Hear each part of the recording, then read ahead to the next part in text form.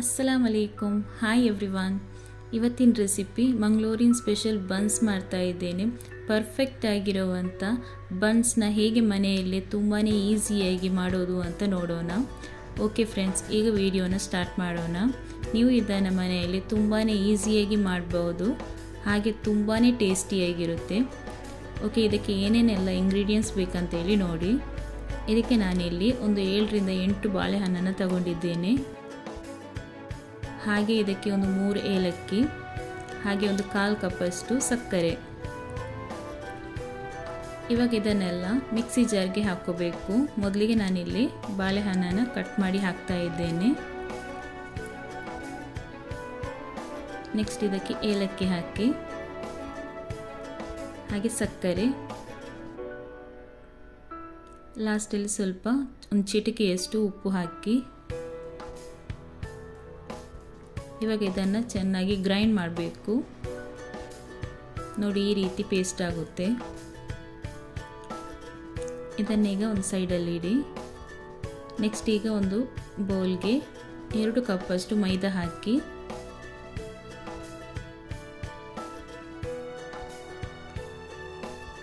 ಇವಾಗ ಇದಕ್ಕೆ ಒಂದು ಅರ್ಧ ಕಪ್ ಅಷ್ಟು ದಪ್ಪ ಮೊಸರನ್ನ ಹಾಕಬೇಕು ಹಾಗೆ ಜಾಸ್ತಿ ಹುಳಿ ಇರುವಂತ ಮೊಸರನ್ನ ಹಾಕಬೇಡಿ ಇವಾಗ ಇದಕ್ಕೆ ಬನಾನಾ ಪೇಸ್ಟ್ ಹಾಕಿ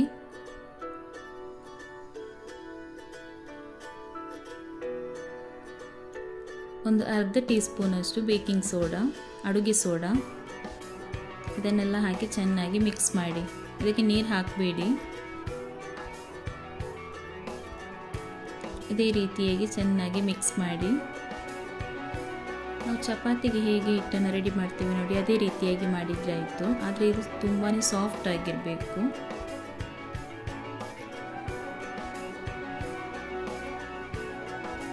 ನೀರು ಹಾಕಿ ಇದೇ ರೀತಿಯಾಗಿ ಮಿಕ್ಸ್ ಮಾಡ್ತಾ ಇರಬೇಕು ಇವಾಗ ಇದಕ್ಕೆ ಇನ್ನೊಂದು ಕಪ್ ಅಷ್ಟು ನಾನು ಮೈದಾವನ್ನು ಹಾಕ್ತಾ ಇದ್ದೇನೆ ಅದನ್ನು ಸ್ವಲ್ಪ ಸ್ವಲ್ಪನೇ ಹಾಕಿ ಮಿಕ್ಸ್ ಮಾಡ್ತಾ ಇರಬೇಕು ಇದಕ್ಕೆ ನನಗೆ 3 ಕಪ್ ಅಷ್ಟು ಮೈದಾ ಬೇಕಾಗಿತ್ತು ಯಾಕಂದ್ರೆ ಫಸ್ಟ್ ಅಲ್ಲಿ ನಾನು 2 ಕಪ್ ಅಷ್ಟು ಮೈದಾ ಹಾಕಿದ್ದೆ ಇವಾಗ 1 ಕಪ್ ಅಷ್ಟು ಸ್ವಲ್ಪ ಸ್ವಲ್ಪನೇ ಹಾಕ್ತಾ 1 ಕಪ್ ಅಷ್ಟು ಹಾಕಿದ್ದೆ ನೋಡಿ ಇದೀಗ ಆಯ್ತು ಇಷ್ಟಾದ್ರೆ ಸಾಕು ಇನ್ನು ಮೈದಾ ಹಾಕಲಿಕ್ಕೆ ಹೋಗಬೇಡಿ ಇದೇ ರೀತಿಯಾಗಿ ಮಿಕ್ಸ್ ಮಾಡಬೇಕು ತುಂಬಾನೇ ಸ್ಟಿಕ್ಕಿ ಆಗಿರುತ್ತೆ ಆದ್ರೂ ಪರವಾಗಿಲ್ಲ ಮಿಕ್ಸ್ ಮಾಡಿ ಕೈಗೆ ತುಂಬಾನೇ ಅಂಟ್ತಾ ಇದೆ ಅಂದ್ರೆ ಇದಕ್ಕೆ ಸ್ವಲ್ಪ ಎಣ್ಣೆ ಇಲ್ಲ ಅಂದ್ರೆ ತುಪ್ಪವನ್ನು ಹಾಕಿ ಮಿಕ್ಸ್ ಮಾಡಿ ನೋಡಿ ನಾನು ಇಲ್ಲಿ ಎಣ್ಣೆ ಹಾಕ್ತಾ ಇದ್ದೇನೆ ನೀವು ತುಪ್ಪ ಬೇಕಂದ್ರೆ ತುಪ್ಪ ಕೂಡ ಹಾಕಬಹುದು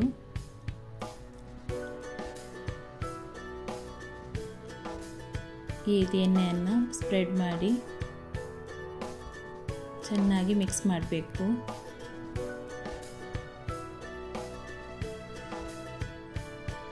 ಇದೀಗ ಮಿಕ್ಸ್ ಮಾಡಿ ಆಗಿದೆ ಇವಾಗ ಇದನ್ನ ಒಂದು 8 ರಿಂದ 10 ಗಂಟೆ ತನಕ ಆದರೂ ಈ ರೀತಿಯಾಗಿ ಮುಚ್ಚಿಡಿ ನೀವು ಬೆಳಿಗ್ಗೆ ಮಾಡಿಟ್ರೆ ಸಂಜೆಗೆ ರೆಡಿ ಆಗುತ್ತೆ ಇಲ್ಲ ಅಂದ್ರೆ ರಾತ್ರಿ ಮಾಡಿಟ್ರೆ ಬೆಳಿಗ್ಗೆ ಕೂಡ ಮಾಡಬಹುದು ನಾನಿಲ್ಲಿ ಬೆಳಿಗ್ಗೆ ಹಿಟ್ಟನ್ನು ರೆಡಿ ಮಾಡಿಟ್ಟಿದ್ದೆ ಇವಾಗ ರಾತ್ರಿಗೆ ಮಾಡ್ತಾ ಇದ್ದೇನೆ ನೋಡಿ ಈ ರೀತಿಯಾಗಿ ಮಿಕ್ಸ್ ಮಾಡಬೇಕು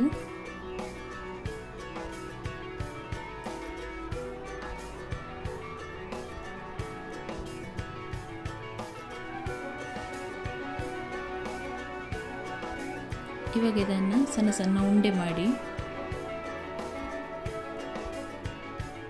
ಎಲ್ಲವನ್ನ ಇದೇ ರೀತಿಯಾಗಿ ಮಾಡಿಡಬೇಕು ಫ್ರೆಂಡ್ಸ್ ತುಂಬಾನೇ ಈಜಿಯಾಗಿ ಮಾಡಬಹುದು ಹಾಗೆ ತುಂಬಾನೇ ಟೇಸ್ಟಿಯಾಗಿರುತ್ತೆ ಪ್ಲೀಸ್ ಎಲ್ಲರೂ ಈ ವಿಡಿಯೋನ ಸ್ಕಿಪ್ ಮಾಡದೆ ಕೊನೆ ತನಕ ನೋಡಿ ಹಾಗೆ ನಮ್ಮ ಚಾನೆಲ್ಗೆ ಆದಷ್ಟು ಸಪೋರ್ಟ್ ಮಾಡ್ತಾ ಇರಿ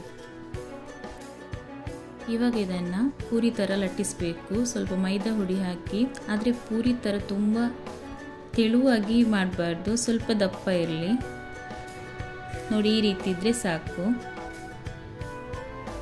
ಇದೇ ರೀತಿಯಾಗಿ ಎಲ್ಲವನ್ನ ಮಾಡಿ ಒಂದು ಸೈಡ್ ಅಲ್ಲಿ ಇಡಿ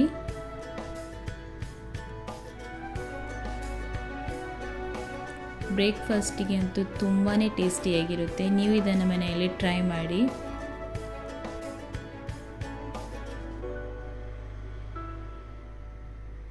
ಫ್ರೆಂಡ್ಸ್ ತುಂಬಾ ಈಸಿಯಾಗಿ ಮಾಡ್ಬೋದು, ಹಾಗೆ ತುಂಬಾ ಟೇಸ್ಟಿಯಾಗಿರುತ್ತೆ. ಇದಕ್ಕೆ ಸಕ್ಕರೆ ಸ್ವಲ್ಪ ಜಾಸ್ತಿ ಹಾಕಿದರೆ ಹಾಗೆ ತಿನ್ಬೋದು, ಇಲ್ಲಾಂದರೆ ತೆಂಗಿನಕಾಯಿ ಚಟ್ನಿ ಜೊತೆ ಸೂಪರ್ ಆಗಿರುತ್ತೆ.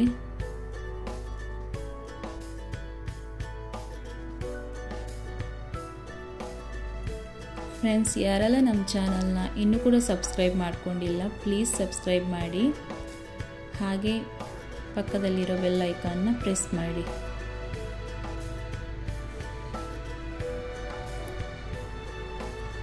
ನೋಡಿ, ಇದೇ ರೀತಿ ಲಟ್ಟಿಸಿ ಸೈಡಲ್ಲಿ ಇಡಿ. ಇಷ್ಟು ದಪ್ಪ ಇದ್ದರೆ ಸಾಕು, ಅಂದರೆ ಜಾಸ್ತಿ ದಪ್ಪ ಮಾಡಬೇಡಿ, ಒಂದು ಸ್ವಲ್ಪ.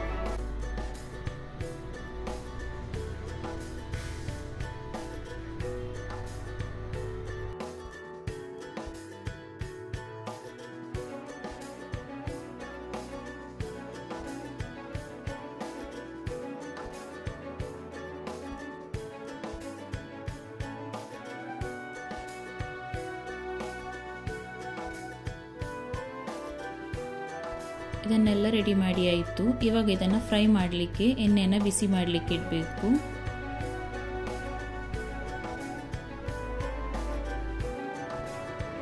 ಇದೀಗ ಎಣ್ಣೆ ಬಿಸಿಯಾಗಿದೆ. ಇದನ್ನು ಲೋ ಫ್ಲೇಮಲ್ಲಿಟ್ಟು ಫ್ರೈ ಮಾಡಬೇಕು. ನೋಡಿ, ಈ ರೀತಿಯದಾಗಿ ಮೇಲೆ ಬರುವಾಗ ಸ್ವಲ್ಪ ಇದರ ಮೇಲೆ ಪ್ರೆಸ್ ಮಾಡಿದರೆ ಆಯಿತು. ಆಮೇಲೆ ಇದನ್ನು ಟರ್ನ್ ಮಾಡಿ ಹಾಕಿ ಇದೇ ರೀತಿಯಾಗಿ 2 ಸೈಡ್ ಫ್ರೈ ಮಾಡಬೇಕು. ನೋಡಿ, ಎಷ್ಟು ಚೆನ್ನಾಗಿ ಬಲೂನ್ ಥರ ಉಬ್ಬಿ ಬರುತ್ತೆ.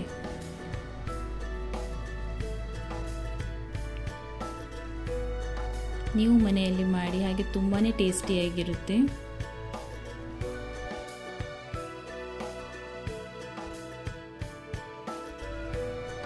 ಫ್ರೆಂಡ್ಸ್, ಯಾರೆಲ್ಲ ನಮ್ಮ ಚಾನಲ್ನ ಇನ್ನೂ ಕೂಡ ಸಬ್ಸ್ಕ್ರೈಬ್ ಮಾಡದೆ ನೋಡ್ತಾ ಇದ್ದೀರಾ ಪ್ಲೀಸ್ ಸಬ್ಸ್ಕ್ರೈಬ್ ಮಾಡಿ, ಹಾಗೆ ನಮ್ಮ ಚಾನಲ್ಗೆ ಆದಷ್ಟು ಸಪೋರ್ಟ್ ಮಾಡ್ತಾ ಇರಿ.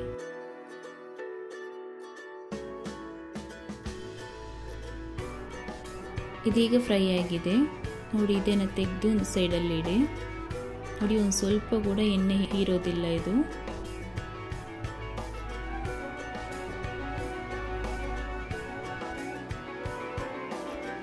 ಎಲ್ಲವನ್ನ ಇದೇ ರೀತಿಯಾಗಿ ಫ್ರೈ ಮಾಡಿ.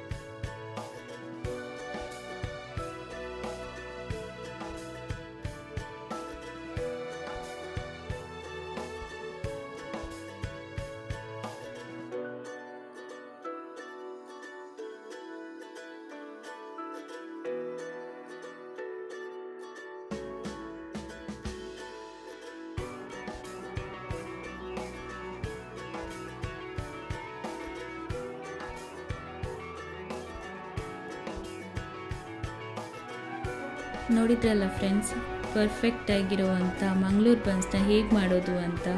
ಇದು ಮಂಗಳೂರಲ್ಲಿ ತುಂಬಾ ಫೇಮಸ್ ರೆಸಿಪಿ. ಹಾಗೆ ಇದನ್ನು ತುಂಬ ಟೇಸ್ಟಿಯಾಗಿ ತುಂಬ ಈಸಿಯಾಗಿ ಹೇಗೆ ಮಾಡೋದು ಅಂತ ನೋಡಿದ್ರಲ್ಲ. ವಾವ್, ನೋಡೋದಕ್ಕೆ ಸೂಪರಾಗಿದೆ ಅಲ್ಲ. ಟೇಸ್ಟ್ ಅಂತೂ ಸೋ ಯಮ್ಮಿ. ನೀವು ಇದನ್ನು ಮನೆಯಲ್ಲಿ ಟ್ರೈ ಮಾಡಿ.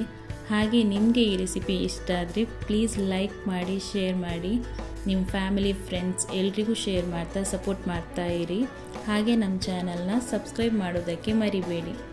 Thank you. Thanks for watching.